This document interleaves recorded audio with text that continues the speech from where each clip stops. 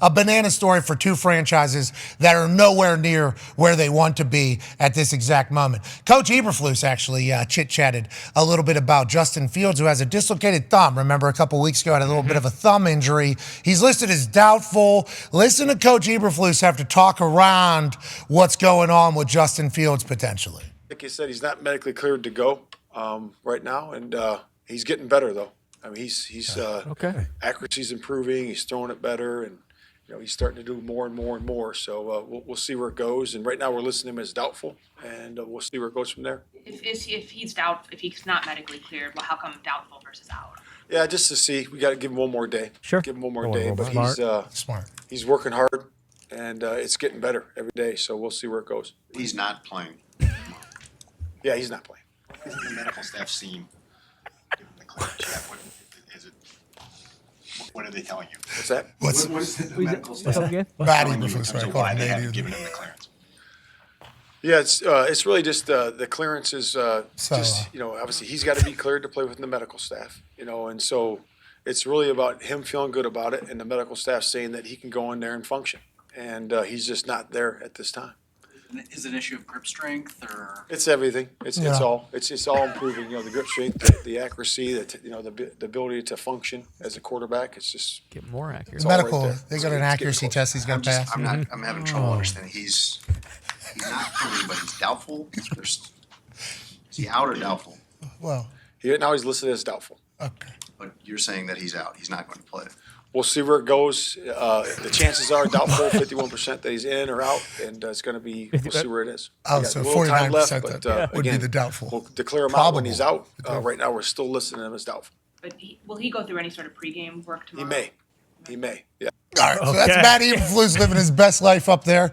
Be the head coach, they say. It'll be fun, they say. In Chicago, it should be an absolute blast with not only their media, great questions too. They're just as flustered as all of us, because he's basically saying the medical people have to clear him. Well, if the medical people had to clear him, he would be still listed as out, which everybody in the history of football understands that. Doubtful is a decision like, he might be there, he might not be there, we shall see. Then he starts talking about accuracy issues in the same answer. It's like, wait a minute.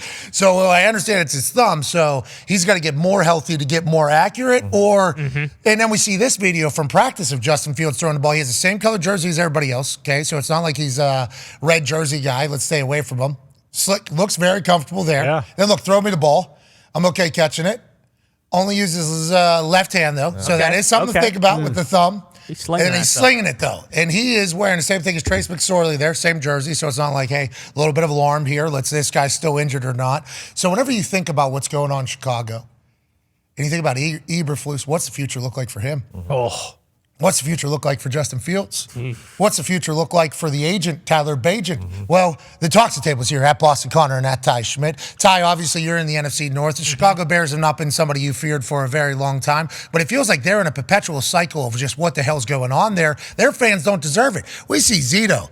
Victory steaks. I know. Think about this guy's only ate 4 steaks in the last 2 years. I'm basically a vegetarian right now. Bingo, this guy's a vegan because it saved his life. We haven't heard any gout talk, have we, at all? Nope, none. Because the Chicago Bears haven't earned a steak for Zito to eat one time. Then we meet a bunch of other Chicago Bears fans whenever we're hanging out with Zito for his wedding stuff. And it's like they love the Bears. Live and die with them. And they're just about to do it again. They're about to do it again. And they have the first round pick of the Carolina Panthers, so they could potentially hit again. But I assume the Bears fans are getting to the point where the Jets fans get, and it's just like, something's going to go wrong. It's going to be terrible. The Bears are a good franchise. I don't know how we got to this point, Ty. It's just crazy that when you look, like, they haven't had, like, an actual franchise quarterback my entire life.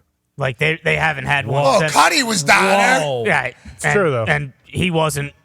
He wasn't that good. He could throw the football for sure. And when you look at who they've had since him, it's like the Bears fans would be killing to have Jay Cutler back. But like since Jim McMahon, the NFL would be killing to have Jay Cutler back. Absolutely. But it just like Chicago being one of the biggest cities, like it's not hard to get free agents there. Like guys would want to go play in Chicago for whatever reason. Every coach they've gotten they hire Mark Trestman. It's the same thing. Over Bruce Arians. And then they cut bait on these guys so quick because it goes so bad. It's not like they've been getting guys in there who, win 7 games and miss the playoffs, but it's like, hey, this guy's kind of starting to get his culture in place. Like they're getting guys who they win 3 games one year and then they win 3 or like 2 games the next year. It's like, all right, this doesn't work. blow the whole thing up. And they've been doing that almost for what seems like the last 10 years. Like, it's insane. So Zito drops a mayor. He's a Bears fan, Bear Dahn from the group. He said, I think it's 18 quarterbacks since 2001 or something. Damn. That's crazy. And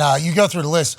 Jim Miller, Shane Matthews, Jim Miller, Chris Chandler, Henry Burrs, Cordell Stewart. I didn't know Slash was playing over there. Oh, yeah. The Chicago Bears. I didn't know he was ever. Chris Chandler, Rex Grossman, Craig Krenzel, Chad Hutchinson, Jonathan Quinn, Rex Grossman, Kyle Orton, Rex Grossman. Hey, maybe a little bit more respect for the Rex Grossman era. He did take him to a Super Bowl. Brian Greasy, Kyle Orton, Rex Grossman, Jay Cutler. Now we're talking. Here we go. Jay Cutler, Todd Collins, Jay Cutler, Caleb Haney, Josh McCown. Dude, that guy's been around forever. Jay Cutler, Jason Campbell, Jay Cutler, Josh McCown, Jay Cutler, Jimmy Clausen, Jay Cutler, Jimmy Clausen, Matt Barkley, Trubisky. Remember Trubisky was supposed to be. Went to the playoffs. What he loved what? I forget. We're not allowed to say. Yeah, kissing titties. There it was. Yep. There it was. I think that is the big one too. Is like if you're a Bears fan, like they'll circle that for the next 50 years because that's the Mahomes draft, and it's like they could have had him, and I think a lot of people, I'm sure Mahomes would be Mahomes if he was in the Bears organization. he might be. Yeah, I'm sure Andy Reid doesn't help out certainly helps, but immensely. Mahomes is a lot better we had than Nagy. Mitch Trubisky is. What are you talking about? Yeah, I understand. That's from Reed's tree. I agree with that statement completely. Okay, completely agree with that. Great players can certainly do things, but boy, Andy Reid and Patrick Mahomes together is a tag team. For sure. So if it was Nagy and Patrick Mahomes, maybe, maybe they're able to do what they're doing now with the Andy Reid oversight of it all. But it just feels like the Bears are an organization where it's going to go bad. Yes. And that sucks. Yeah. Like that sucks for Chicago Bears fans. You don't deserve it. But maybe tonight, prime time, favored by 3.5. Right. Across the sports books. Speaking of sports books, one half of the Hammer, Dahn, Cowboys Tone Diggs is here. What's the bet here tonight? You know, over under 38.5. You start doing some math. Are they each going to get 20? Don't think so. Bears favored by 3.5. That's a fascinating one. Yep. How do you think this game's going to go, and how do you think people are betting this thing, Tone? There's not a lot to sometimes when there's bad games between like a 1-17 versus a 2-17, at least you'll have things to look forward to tonight. Yeah. There's not much. Like, I like watching the Bagman play because he will get loose. He's a little frisky. He's got some moxie, but like Bagman. What you gonna do? What you gonna do when when he comes for you? Bagman. Or like people would be excited to watch the number 1 overall pick in Bryce Young, but you can't be excited because everything around him stinks. So what are you going to take away from that? The total's 38, so you're not going to see a lot of scoring probably. There's not a lot to watch tonight. Tone, we're selling a game. Good Lord. Are we? My bad. I realized I was doing that. Because remember, this could be a big night for the Bears. But you can still win money on this game, okay? Yes, you can. I actually like the Bears tonight because they can run the ball and they can stop the run, and so that at least they do things well.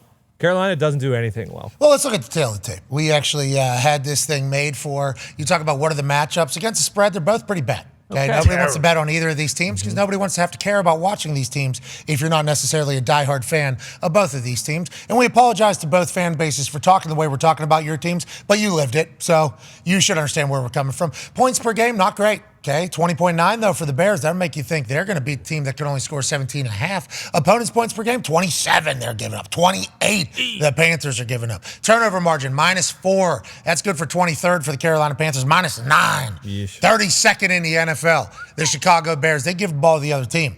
They don't get the ball that much. Passing yards allowed, 256.9. Maybe Bryce Young says, how you doing? Okay. The NFL, the Steph Curry comes in there. And then for the Panthers, 178.3 yards. Okay, I mean, Bagman's a different animal, though. We'll see what the Panthers defense does against him. And then rushing yards allowed, only 80 for the Chicago Bears versus 131, which is the stat that you were talking about, I believe. They are 4th in rushing yards allowed, and they are 4th in rushing yards per game on offense. So at least they do some things good there. Yeah, their pass defense is 28th.